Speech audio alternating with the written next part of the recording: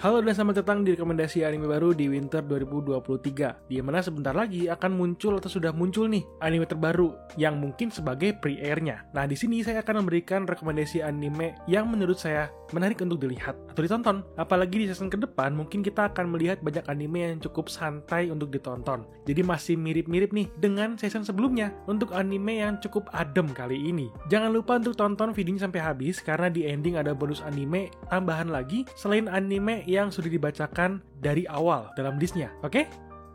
Yang pertama kita punya Maogakui no Futeki Gyosa, season kedua. Kelanjutan dari cerita Raja Iblis Anos yang kembali ke dunianya, namun semua berubah di mana sejarah berubah juga atas keinginan seseorang. Disinilah akhirnya Anos yang ingin mencari tahu bagaimana sejarah bisa berubah dengan mengikuti Akademi Raja Iblis untuk mengetahui kira-kira apa yang terjadi dahulu kala. Yang memang Anos sendiri adalah Raja Iblis yang paling kuat dan tertua. Tetapi ketika dia berinkarnasi ke masa depan, sejarah pun dirubah. Oleh siapa? Belum tahu. Makanya kita bisa melihat cerita Anos kembali bersama dengan cem-cemannya lagi dengan mengupas balik dan mencari tahu siapa Biang Kerok yang merubah sejarahnya. Yang kedua ada Tomo-chan wa Ononoko, menceritakan mengenai sepasang teman laki dan cewek di mana mereka ini adalah sahabat sejak kecil. Si cewek bernama Tomo dan si cowok bernama Jun. Di sini Tomo yang berpenampilan tomboy selalu bersama Jun, jadi banyak yang mengira kalau mereka itu sahabat sejati atau sahabat biasa dikarenakan ketomboyan Tomo. Tetapi suatu ketika Tomo ternyata memiliki perasaan terhadap Jun, namun karena si cowoknya ini nggak peka sama sekali dan juga dia itu selalu menganggap bahwa Tomo itu sebagai teman cowoknya yang membuat Tomo itu agak susah untuk mengambil hatinya si Jun. Inilah kisah romansa dua orang best friend yang cukup unik dan agak nyeleneh menurut saya. Apalagi kita bisa melihat bahwa temennya yang cowok ini bener-bener nganggep si Tomo itu rivalnya gitu. Yang ketiga itu Eiwo Buwo Kiwameru Tame Tenseisu, menceritakan mengenai seorang raja yang telah meninggal, di mana raja ini cowok ya, dan dia itu ditawarkan oleh dewa yang menjadi backingannya untuk bereinkarnasi ke masa yang akan datang atau di masa depan, dan tentunya di zaman yang berbeda. Ketika dia bangun, ternyata dia malahan bereinkarnasi menjadi seorang bayi perempuan di keluarga bangsawan menengah, dan akhirnya di zaman sekarang ini dia berniat untuk hidup seperti orang normal, namun dengan memiliki tujuan atau ambisi untuk menjadi seorang kesatria perempuan seperti kehidupannya yang lama, namun sebagai perempuan. Dan lagi di si ceritanya sekarang ini dia itu hanya ingin melindungi teman masa kecilnya yang perempuan juga. Jadi ibaratnya itu kayak kakek-kakek pedo yang lagi ngincar anak kecil, padahal dia gitu walaupun si kakek udah reinkarnasi jadi perempuan. Waduh.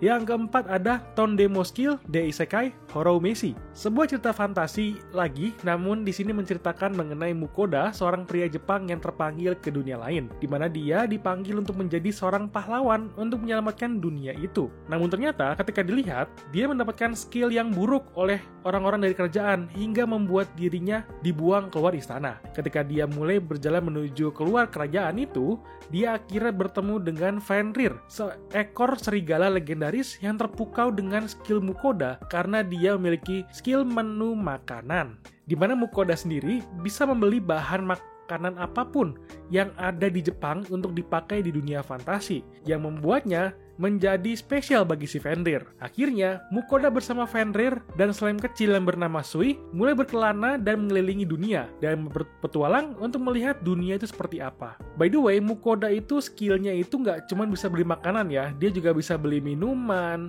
beli peralatan, beras, dan segala macamnya. Jadi bener-bener kayak online shopping banget.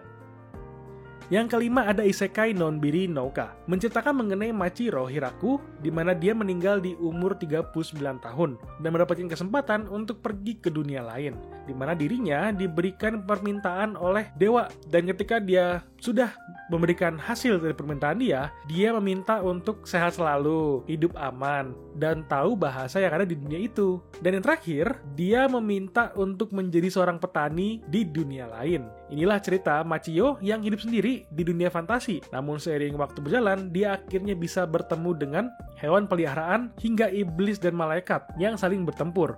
Namun, mereka bisa tunduk dengan si Machio. Dalam artian, mereka itu sudah menjadi calon istri Machio di sana. You know what I mean. Yang keenam ada Tensei Ojo to Tensei Reijo no Mahou Kakume, menceritakan mengenai seorang putri kerajaan yang bernama Anispia, di mana dia memiliki badan yang tidak bisa atau kurang bisa menggunakan sihir. Namun, karena keinginannya yang tinggi ditambah dengan ingatan di kehidupan sebelumnya yang mendorong dirinya untuk meneliti sihir lebih dalam. Suatu ketika, dia melihat bangsawan perempuan yang bernama Eufilia yang dicopot dari gelarnya sebagai calon tunangan pangeran kerajaan itu. Anispia langsung mulai menyelamatkannya. Tetapi tanpa Anispia sadari bahwa pilihan yang dia gunakan sekarang ini bisa merubah masa depan mereka hingga kerajaannya secara keseluruhan.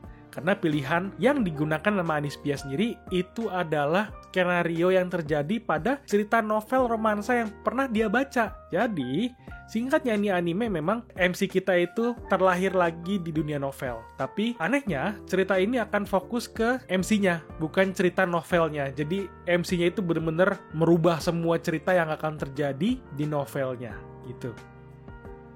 Yang ketujuh ada Benria Saito-san, Isekai ni Iku, menceritakan mengenai Saito, seorang tukang yang ahli dalam segala hal, terlempar ke dunia lain, di mana ternyata skill yang dia punya itu sangat dibutuhkan oleh orang-orang di sana, terutama para petualang yang sering menjelajahi labirin dan menemukan treasure box dalam labirinnya, di mana Saito sendiri digunakan sebagai pemandu untuk melihat apakah ada perangkap ketika sedang ingin masuk labirin, ketika ingin membuka kotak harta karun yang terkunci. Nah, disitulah ketika dimana Saito mulai merasa bahwa dirinya sangat dibutuhkan berbanding terbalik ketika di dunia asalnya di Jepang.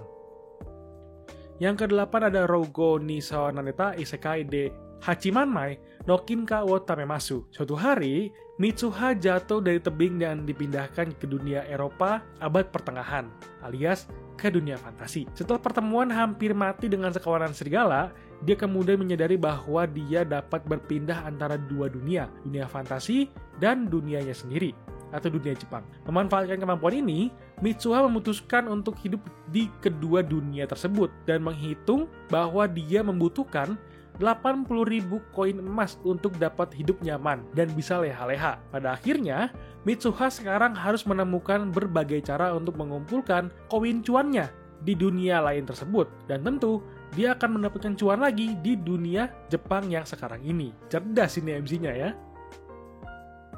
Yang ke-9 adalah Vinland Saga season kedua. Kelanjutan dari sang Viking kita, di mana cerita akan melanjutkan cerita sang MC yang sekarang menjadi seorang budak yang sudah jatuh ke dalam kegelapan, alias dia sedang depresi dengan apa yang sudah terjadi di season sebelumnya. Tambah dengan perkembangan cerita yang cukup berbeda dari sebelumnya, kita bisa melihat cerita ini akan menjadi arc terbaru atau cerita terbaru dan berbeda setting dari sebelumnya. Namun tentu, masih bersangkutan dengan peperangan dan Viking juga, walaupun ceritanya akan lebih dark lagi. Yang ke-10 ada Saikyo Onmyoji no Isekai Tenseiki, menceritakan mengenai seorang onmyoji terkuat yang sedang dalam ambang kematian akibat pengkhianatan temannya sendiri. Dalam titik hayat terakhirnya di sini, dia berharap bisa hidup lebih bahagia dibandingkan hidupnya sekarang ini di kehidupan nanti. Dan akhirnya, dia pun melapalkan sihir reinkarnasi dan terkirimlah dia ke dunia lain. Akhirnya, dia bisa terbangun sebagai keluarga penyihir. Namun teknik sihir di dunia itu cukup lemah. Jadi dia tidak mau belajar mengenai sihir di dunia itu. Dan dia berpikiran bahwa sihir yang dia punya dulu sebagai onmyoji lebih kuat. Barulah akhirnya, sang onmyoji kita di sini akan hidup nyaman tanpa gangguan di dunia lain dengan skill onmyojinya yang luar biasa. Nah, akhirnya kita akan masuk ke anime bonus yang sudah pasti seru nih buat kalian. Nah, yang pertama itu ada Ijiranaide Nagatoro-san Second Attack. Kelanjutan dari si Nagatoro, si cewek sadistik yang suka mengganggu si senpai-nya, yang padahal dia suka tuh sama dia. Di sini kelanjutannya sudah dipastikan karena memang akan fokus ke kehidupan sehari-hari mereka lagi di sini. Tentu mengikuti perkembangan dari hubungan mereka yang cukup atau semakin mendalam. Mungkin kita akan melihat di season kedua ini mereka bisa lah dapat jadian gitu ya. Tapi nggak mungkin juga ya. Jadi ntar ngilang dong sadistiknya si Nagatoro kan. Yang kedua ada Tokyo Revenger Seiya Kesenhen.